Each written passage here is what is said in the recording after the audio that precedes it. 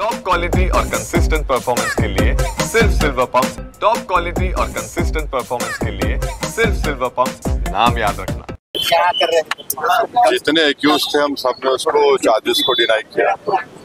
अब कोर्ट चलेगा। लेकिन आपको एक जो ये चीज आप बैरिस्टर है, जस्टिस डिनाई, इतने साल के बाद भी ये मुकदमा चल रहा है, कहीं भारतीय अदालतों को इस चीज को बदलना पड़ेगा? हमारा केस चल रहा है, चलने तो हम इसमें क्यों बोलिए। दूसरा सर, नितेश राणे जी ने हिंदी मराठी जबान के ऊपर विवाद चल रहा है, इस बारे में क्या बोलेंगे? वो अभी एक नया बयान दिया है कि नमाज भी जो है हिंदी मराठी में अदा की जाए, अजान। उनके अगर पुराने ट्वीट आप निकाल के देखेंगे तो तबलीगी जमात के इज्तिमा जो हो रहे थे उसका वेलकम कर रहे थे। वो तो उनका निकाल के देखो आप,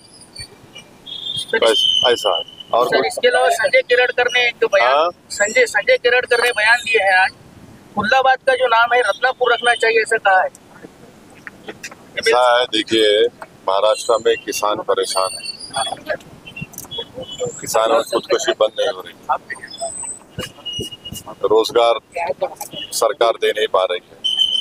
और वो जो लड़कियों की स्कीम थी, क्या नाम था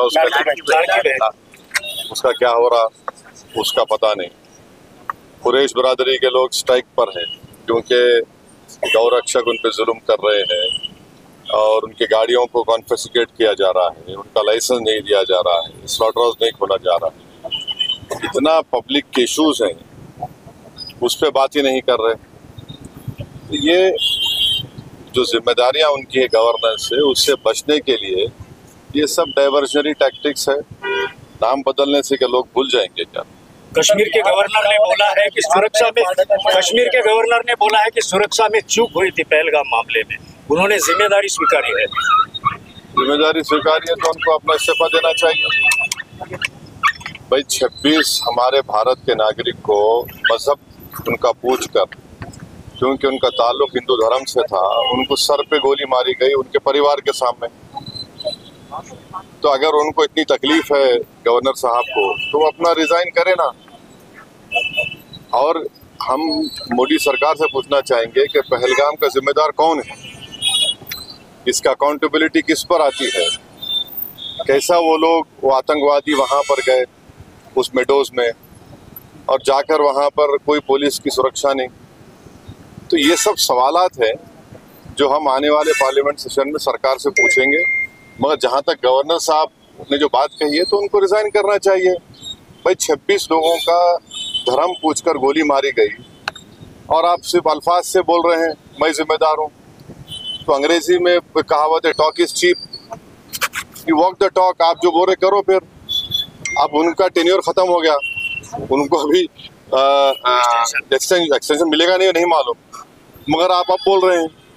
भाई आप बताइए, अगर यहाँ पर मैं कोर्ट को आया ना, आपको खबर लग गई, वो पहलगाम में नीचे से ऊपर जाना पड़ता, 45 मिनट लगते घोड़ों पर, खच्चर पर। एडमिनिस्ट्रेशन को नहीं मालूम होता है इतने लोग जा रहे आ रहे इतने दिन से। तो ये बराबर फेलियर हुआ है, सिक्योरिटी का फेलियर है। जो 26 हमारे हिंदू भाइयों को मारा गया वो सिक्योरिटी फेलियर है, उसका जवाब देना चाहिए सरकार को। अभी अमरनाथ यात्रा चल रही है, उसमें एक भी हादसा अभी तक नहीं हुआ है। अच्छी बात है ना, क्यों हादसा होना? खुदा ना खास्ता, इंसान है वो लोग, यात्री है, उनकी सुरक्षा करनी चाहिए। चुनाव होने जा रहे हैं बिहार में, जो कुछ आप कर रहे हैं इलेक्शन की मतलब अपडेट को लेकर, इस पर क्या बोलना है और आपका पार्टी का मौक़िफ़ क्या रहना है? देखिए, अख्तर उल ईमान साहब जो हमारे बिहार प्रदेश के अध्यक्ष हैं, प्रेसिडेंट हैं, सदर हैं, MLA भी हैं, उनकी तरफ से सुप्रीम कोर्ट में वो भी पिटिशनर हैं और सुप्रीम कोर्ट ने जो इंटरिम ऑर्डर दिया है, अब 28 को फिर पेशी है उसकी, जिसमें सुप्रीम कोर्ट ने प्राइमा फेसी ये कहा कि इलेक्शन कमीशन को Aadhaar card, EPIC card, ration card को भी कंसिडर करना चाहिए, नंबर 1। दूसरी बात जो आप लोगों को समझना चाहिए, 2019 में पार्लियामेंट में भारत सरकार ने इलेक्शन कमीशन तरफ से जो जवाब दिया उसमें कहा कि 2016, 2017, 2018 की वोटर लिस्ट में किसी भी फॉरेन नेशनल का नाम नहीं आया, सिवाय तेलंगाना में 1, वेस्ट बंगाल में 1 और एक प्रदेश में 1 आया, 3 लोगों का।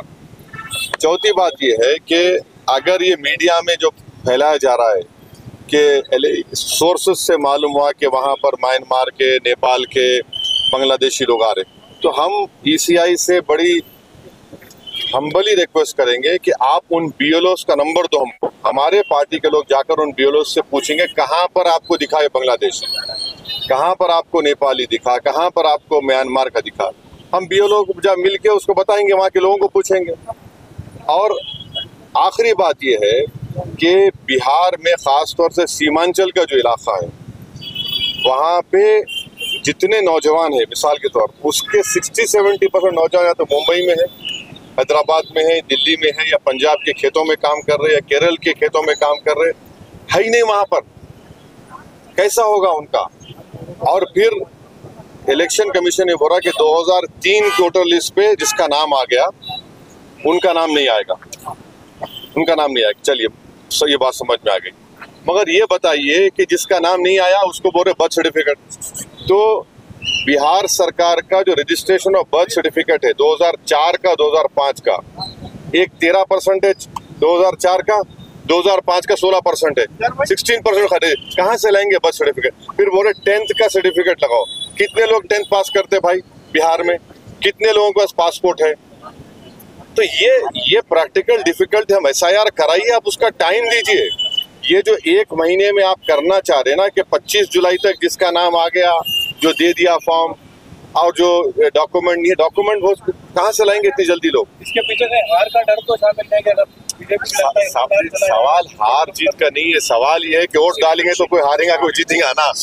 वोटर लिस्ट में नाम नहीं आया तो कौन जीतेगा, तो अलग बात है। फिलहाल महाराष्ट्र तो इसलिए अब प्रॉब्लम ये है कि अब मालूम ये हो रहा है कि पूरे भारत में कराया जाएगा।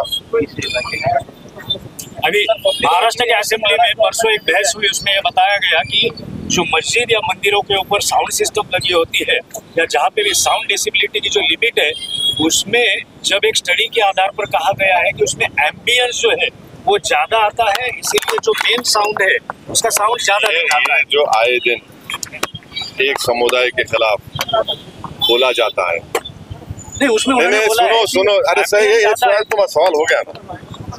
वो एम्बियंस को खराब नहीं करता।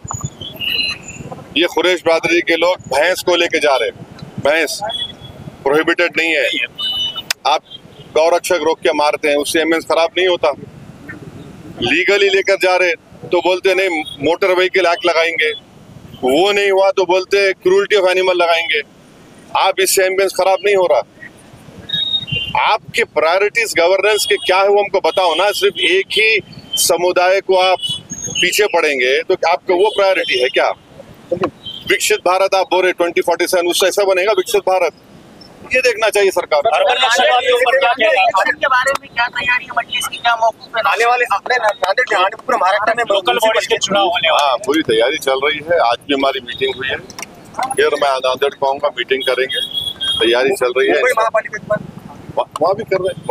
अभी इस बार परमिशन लेंगे फिर रैली और सभा के लिए? क्या लोकल बॉडी चुनाव में परभनी में सभा हुई, हमारी परमिशन से हुई। आपको कैसे मालूम परमिशन नहीं लेते? आप पुलिस के आदमी है क्या?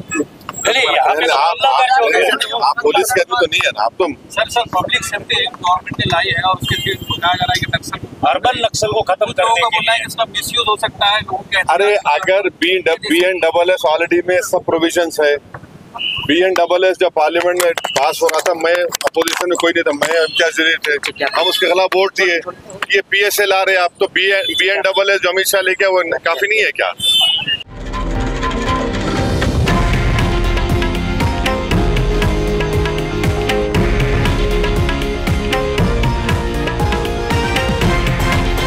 हे आहे देशातील नंबर 1 न्यूज नेटवर्क आणि आपण पाहत आहात TV9 मराठी, एकमेव।